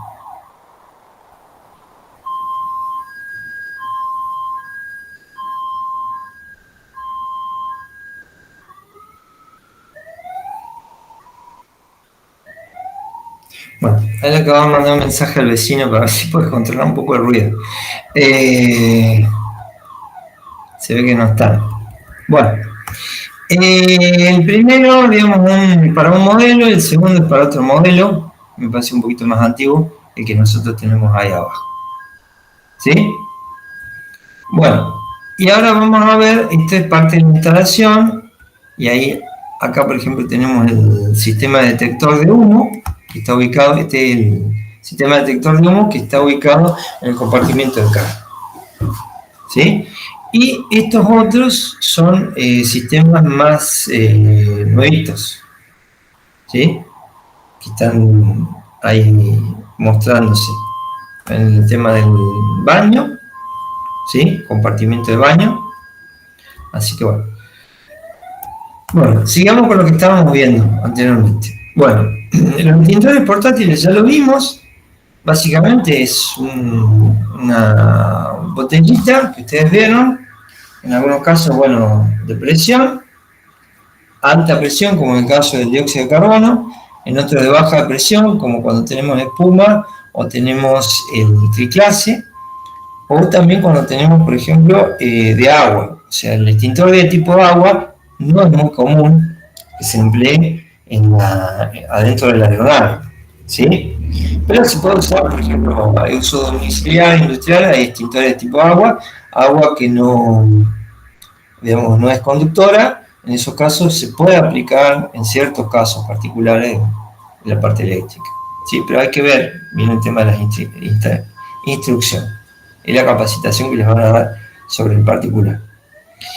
Bueno, el 1211 dijimos que era el que se usaba en el caso, el Hallon 1211 es el que se usa en el tema de los extintores portátiles arriba en la cabina. Y bueno, la cantidad y, digamos, ubicación, hay ciertas reglas que tienen que ser identificable, fácil de alcanzar, no poner obstáculos, digamos, y bueno, la gente que la va a manejar es el personal de a bordo. Por el otro lado tenemos los sistemas fijos contra incendio, donde lo que nosotros son sistemas de inundación. Es decir, vamos a inundar toda la sala o el lugar, o la zona, mejor dicho, en donde se ha producido el incendio. Entonces, bueno, en estos casos también se va a trabajar con el Hallon, que es el 1301. Se van a emplear botellones de presión, como los que están indicados ahí en las figuras. En el centro tiene un botellón típico, donde, bueno, hay varios accesos al botellón, uno que es para la recarga y otro que son para las descargas. Esos que tienen esos cables colgando, digamos, son los de descarga. A la derecha, en el extremo derecho, van a ver cómo es toda la instalación, donde están ubicados los botellones. Bueno, estos botellones se ubican estratégicamente en lugares, digamos, que permitan acceder al fluido rápidamente a la zona donde está el incendio. Por ejemplo, en los pilones de sujeción de los motores se pueden colocar, en algunos casos están colocados ahí, por ejemplo en las Airbus, hay un video y ahí se les muestra, y en otros lugares los pueden colocar dentro de lo que es el fuselaje y de ahí, bueno, las cañerías de distribución. Obviamente que cuanto más cerquita están, digamos, de los lugares que tienen que proteger, digamos, más rápido es toda la reacción. De todas maneras, está todo pensado para que sea rapidísimo. O sea, bajo nuestros conceptos de tiempo, es decir, el tiempo concepto del humano es casi instantáneo, ¿sí? Bueno, con cañerías también protegidas y bueno, ahí pueden ver toda la instalación, ¿no es cierto?, que se le tiene en cuenta. Bueno, ¿cómo son los sistemitas estos? Se detecta, digamos, que hay un problema, digamos, saltan las alarmas, y cuando salta la alarma, por ejemplo en el caso del motor, digamos, o del APU, salta la alarma, entonces el operador, el que está en cabina, lo primero que hace es seguir el procedimiento y cortar el suministro de fluidos al equipo que está presentando problemas. Si la alarma sigue funcionando, después de un tiempo que también es breve, porque, o sea, digamos, acá los segundos son fundamentales, ¿sí?, por los efectos que se puede llegar a proveer. Ya se puede hacer todo lo que es la descarga. Que la descarga va a ser brusca y luego, digamos, se va a aplicar un poquito más gradual para prevenir que se vuelva a encender el incendio. Quitando el combustible, digamos, estamos quitando una de las patitas, parando la reacción en cadena, ya lo extinguimos completamente. Bueno, la activación que tenemos en el sistema es de tipo manual, no es automática, porque si no estaríamos tirando jalón por todos lados.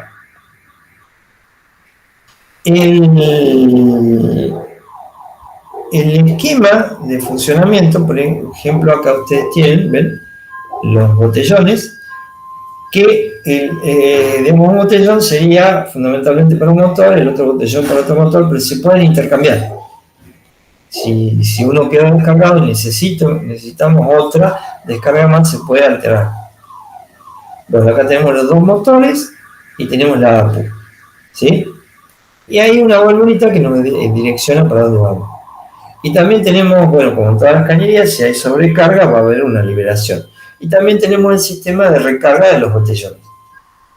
Aparte de eso, digamos, cuando el botellón ha sido utilizado, se desprende en una parte lateral, hay como una ventanita chiquitita, digamos, y se va desprendiendo una pastillita de color que, digamos, cuando aparece ya se entiende que el botellón ha sido utilizado, no tiene presión. Regla básica para todos los sistemas de extinción: tienen que estar operativos en el momento del despegue, o sea, antes de despegar. Es decir, supongamos, tuve un incidente o algo por el estilo, digamos, no hubo daño, pero bueno, se disparó un botellón, ya sea preventivamente o lo que sea, digamos, entonces bueno, me queda otro botellón. No, yo tengo que tener todo el sistema, todos los botellones. Lo mismo con el tema de los extintores portátiles. Usé extintor portátil, bueno, pero tiene un poquito, no es un sifón, que uno puede llegar a tener un resto de carga. Un extintor es un extintor y tiene que estar completamente cargado. Si usó un poquito la carga, tiene que ser marcado y, digamos, después avisar al personal de mantenimiento o a los responsables que tienen que ser recargados. Ningún matafuego que ha sido accionado, digamos, por muy poquito que sea, puede ser vuelto a la guarda, porque puede llegar a haber, por diversos motivos, digamos, pérdida de lo que es la presión, la carga o algo, y cuando se lo vuelva a necesitar, digamos, no está completamente disponible. En el caso de la botella, bueno, creo que es algo, una simple precaución que sí o sí se tiene que tomar para prevenir estas situaciones. Bueno, ¿quedó claro eso? Acá ustedes pueden ver, por ejemplo, el sistema de extinción de APU, nosotros en el extremo izquierdo tenemos el botellón y aparece ahí una palabrita que dice ski. ¿La ven? Arriba a la izquierda, bien a la izquierda. El ski es el disparador. El disparador es el que va a permitir salir al gas del tubo y el tubo va a ir por todo ese tubito que dice Fire Discharge Tubing, disculpen en inglés, ¿no es cierto? Y va a inundar el interior de lo que es la APU, en este caso particular. A su vez, ustedes fíjense que del recipiente hay un fusible térmico. Entonces, cuando se produce la descarga, salta el fusible térmico y va a saltar un disquito de color rojo que va a quedar en esa pequeña ventanilla que está dibujada abajo, a la derecha. Entonces me va a marcar de que el botellón ha sido utilizado. Entonces, bueno, dentro de todo lo que es el mantenimiento de la aeronave, digamos, es un chequeo que se tiene que hacer y, bueno, me avisa. O sea, no es que el piloto obviamente tiene que avisar, ¿no es cierto? Pero también tenemos todas estas cositas, digamos, para que la gente interprete lo que ha sucedido. Bueno, esto es el caso del 727. Bueno, acá estamos viendo todo lo que es el sistema de distribución para los motores, en el caso del 727, y cómo están ubicados los dos botellones en la parte trasera y las válvulas. Acá sería un esquema de funcionamiento de lo que es el sistema de extinción del 727. Ahí tenemos los dos botellones, ¿sí? Y, digamos, tenemos ahí los discos también, un disco amarillo y un disco rojo, también que avisa cuando han sido activados. Y tenemos válvulas, ¿ven? Las válvulas que dicen motor 1, motor 2, motor 3, ¿sí? Y lo que les quería señalar es el sistema de apertura que tenemos de la botella. La botella básicamente tiene un sello o un disco de ruptura. ¿Cómo funciona eso? Bueno, es bastante sencillo. Ustedes accionan el sistema y ¿cómo hacemos para abrir la válvula? Que sea una válvula confiable y una válvula que se abre una sola vez y se descarga. Es un sistema pirotécnico, es lo más confiable que hay en ese sentido. Se usa una sola vez y se garantiza el funcionamiento. Fíjense cómo es. En la parte izquierda, allá donde dice detalle, en la parte más arriba, ustedes tienen ahí una alimentación de 28 voltios. Esa alimentación va a una cosita que se llama skip, que básicamente es un pistoncito que se va a mover accionado por los gases de una mezcla pirotécnica, la powder charge, o sea, la carga explosiva, por así decirlo, una carga explosiva controlada.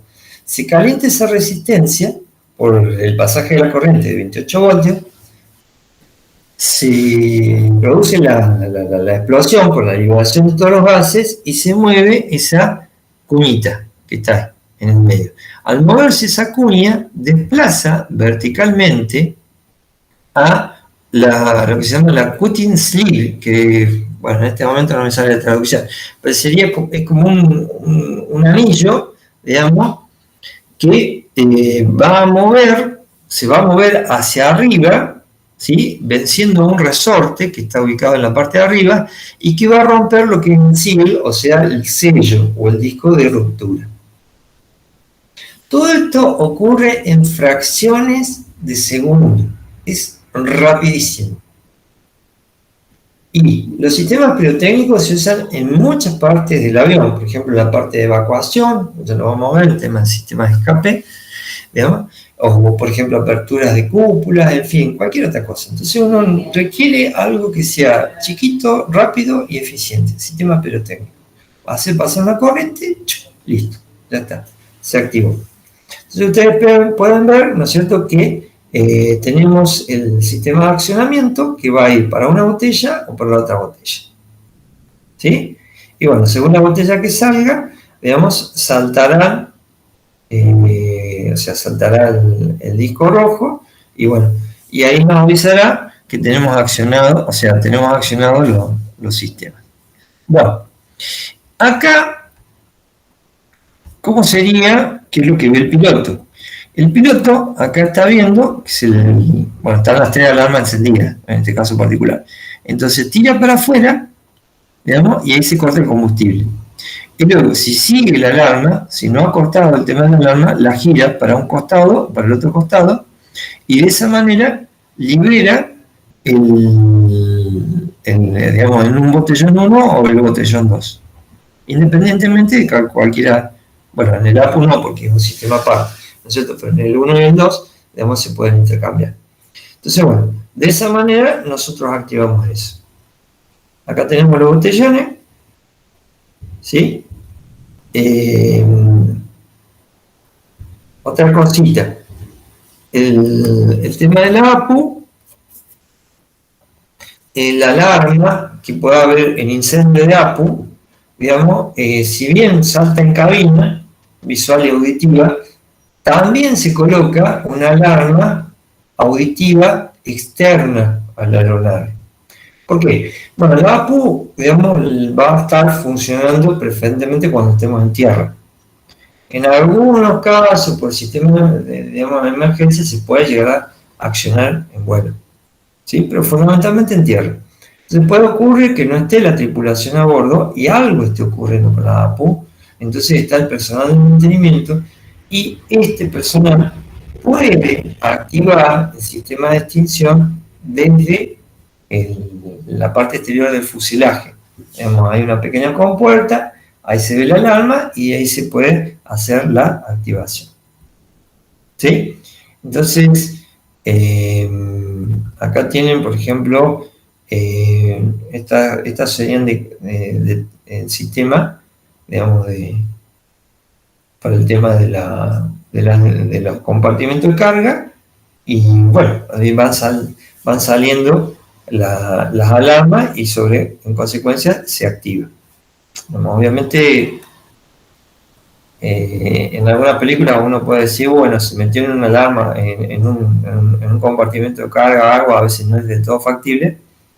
Entonces, digamos, con esto se puede llegar a operar a distancia para poder controlar. ¿Sí? Bueno, ¿qué más? El incendio no necesariamente se va a producir en vuelo, se puede producir en tierra.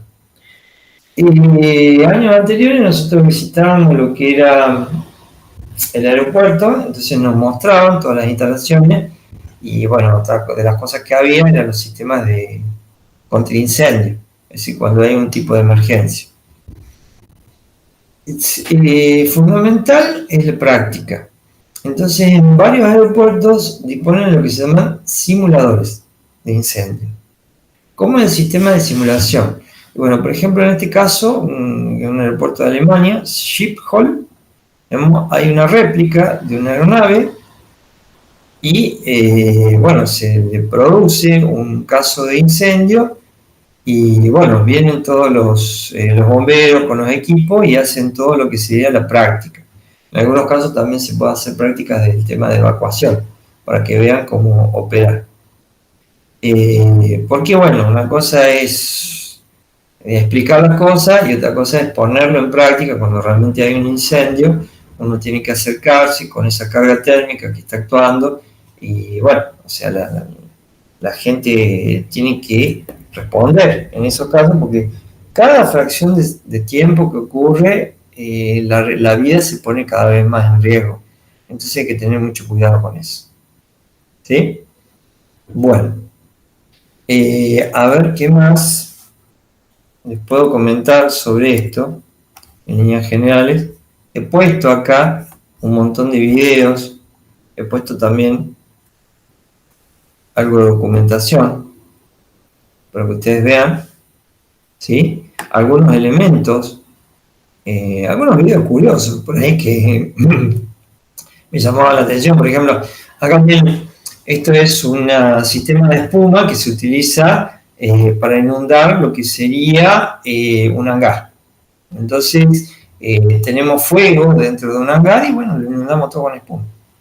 La espuma es muy utilizada, sobre todo los camiones que van a combatir el fuego, en el caso de la aeronave, cuando ha bajado en pista, porque, bueno, dentro del desarrollo que se va produciendo en el incendio, puede haber ruptura estructural, entonces se puede desprender el combustible y, bueno, desprende más, o sea, propaga más en lo que es el tema del incendio, entonces con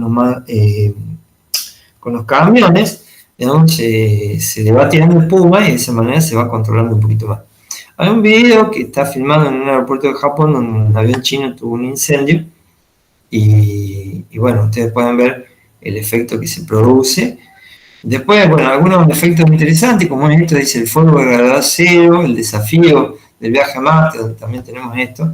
Porque, ¿qué ocurre? Nosotros en el planeta Tierra, o sea, como estábamos viendo el tema de la vela, ¿no es cierto? Entonces, bueno, tenemos la acción de la gravitación y por ende todo responde a eso que tenemos acá, los fenómenos que están acá. Pero en falta de ausencia de gravedad, los fenómenos de combustión son completamente diferentes.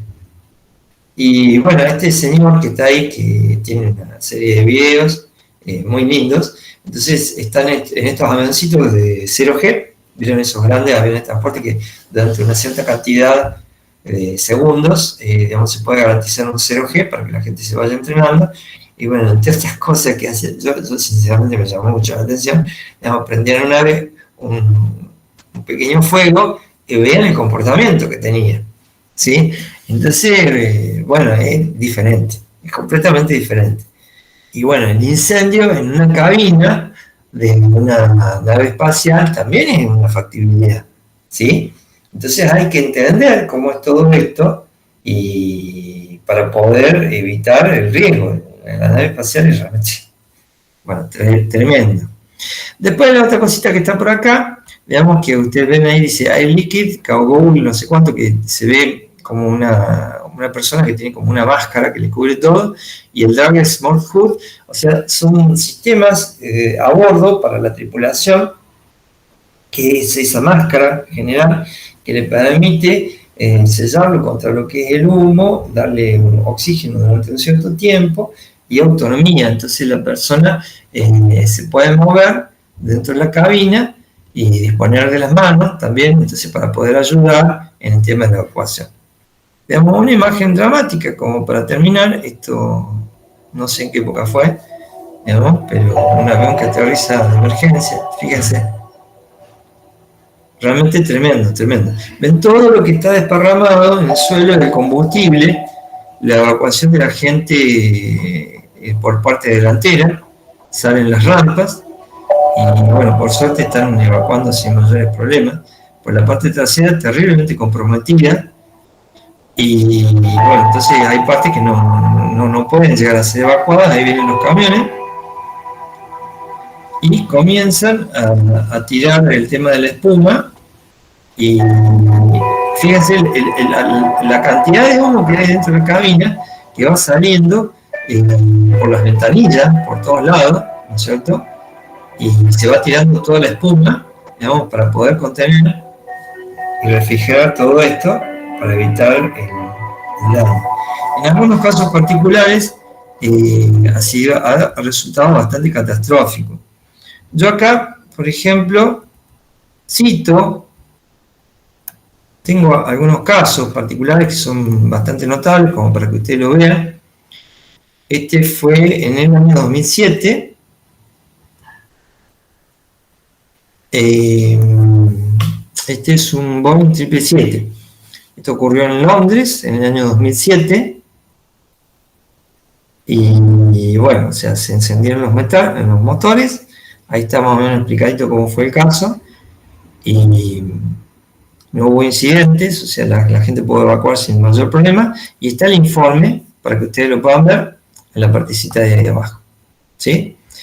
Después, del Lockheed, el Saudi Airlines, este fue particularmente terrible, muy, muy terrible en 1980.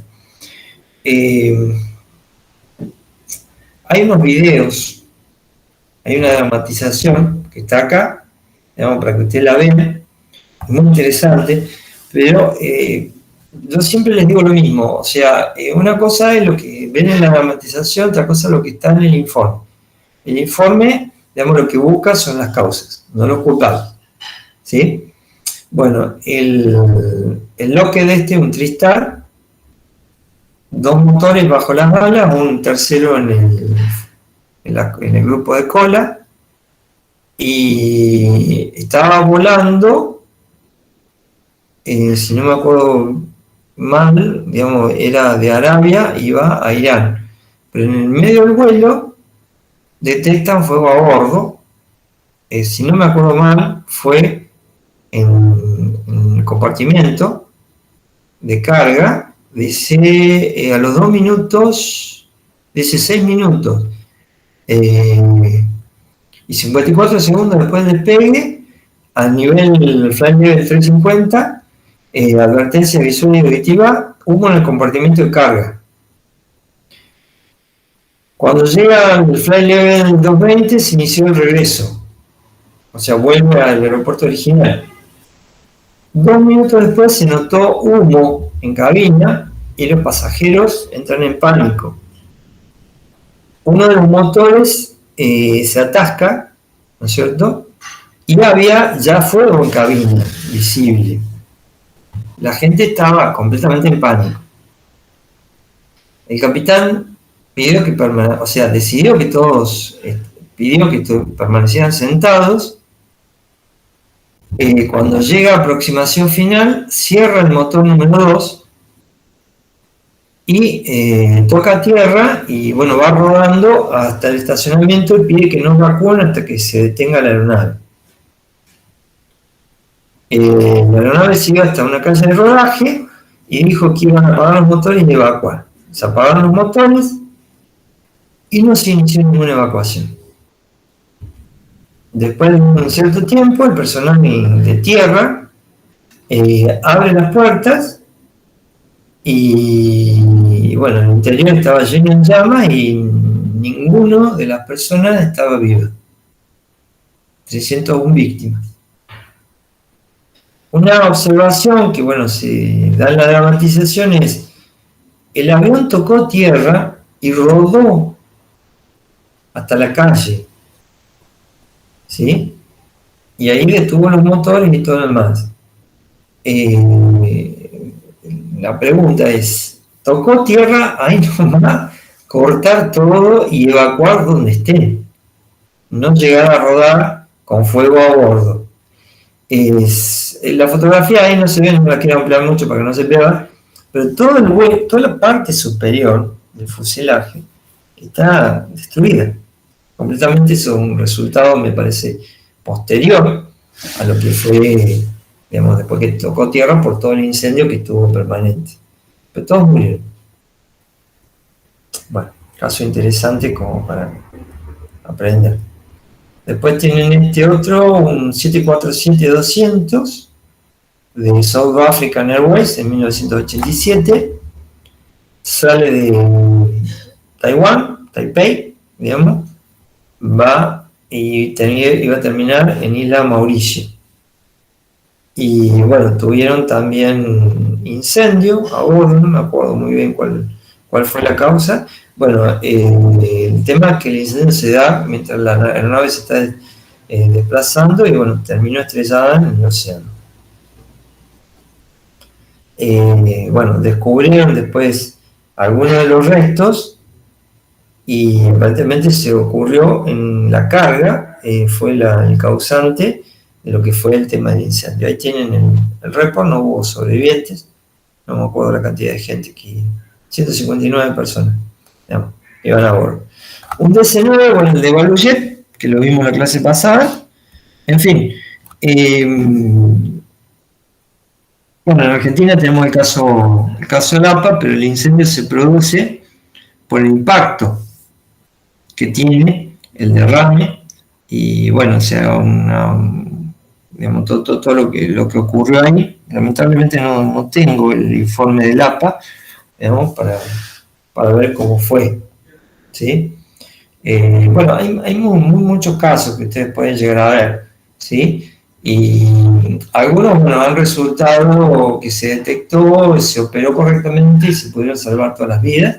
Hay varios que ocurren en tierra, por el mismo rodaje, se prenden, digamos, las ruedas, entonces, bueno, avisan desde tierra que están viendo fuego, por ahí no son detectables por parte de cabina, y bueno, se procede con el tema de las evacuaciones. Hubo un caso que recuerdo, creo que fue en Heathrow, también en Londres, pero tuvo incendio de ruedas, y el problema que hubo, la víctima, fue porque la evacuación, el espacio de evacuación no resultó suficiente, es decir, el pánico en sí fue en contra de la capacidad de evacuación que tenía la aeronave. Me parece que fue por así. Después, bueno, si lo encuentro, lo subiré para que lo vean, ¿sí? Pero bueno, yo soy muy amante de los informes, o sea, lo dejo como una curiosidad, digamos, para que lo vean. No vamos a exigir en esto, digamos, que ustedes los tengan que aprender, pero bueno, es interesante verlo.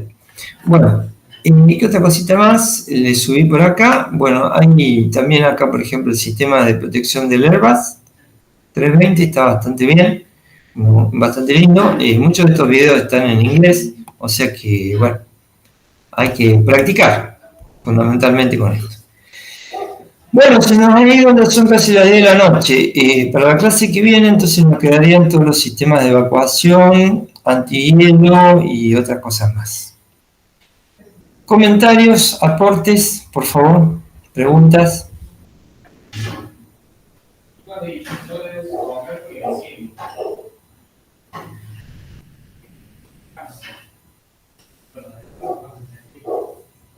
Los presentes, por favor, algún comentario, algún aporte, alguna pregunta. A ver, perdón, a mí me parece que hay un mensajito de chat que no alcancé a ver. El señor de Simone se retiró. Bueno, sí, perfecto. Bueno, no sé, ¿algún comentario o algo? ¿Qué les pareció? Detengo la pregunta. Ninguno, profe, muy interesante la clase. Bueno, voy a detener acá la grabación.